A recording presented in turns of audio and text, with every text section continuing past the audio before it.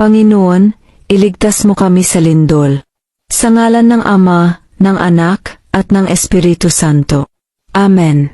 Panginoong Diyos na makapangyarihan sa lahat, lumikha ng langit, lupa, at buong sanlibutan.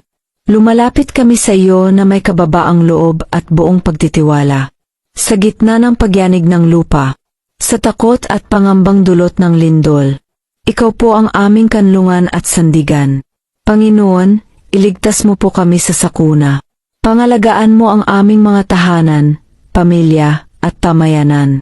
Itago mo po kami sa iyong mga pakpak, upang kami hindi mabagabag at mapahamak. Patibayin mo ang aming loob, upang sa gitna ng lindol ay manatili kaming kalmado, maingat at mapagmatyag.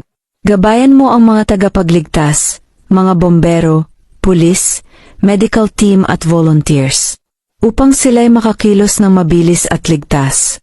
Panginoon, turuan mo rin kaming maging handa, at maging responsableng tagapag-ingat ng kapaligiran. Huwag mo pong hayaang ang takot ay mangibabaw. Bagkus, pagibayuhin mo ang aming pananampalataya sa iyo.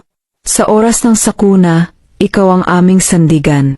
Sa oras ng panganib, ikaw ang aming kaligtasan. Sa iyo kami nagtitiwala, Panginoon ng buhay at pag-asa. Iligtas mo po kami sa lindol at sa anumang kapahamakan. At panatilihin mo kaming ligtas sa iyong pag-ibig. Ito po ang aming panalangin, sa ngalan ni Jesus. Amen. Sa ngalan ng Ama, ng Anak, at ng Espiritu Santo. Amen.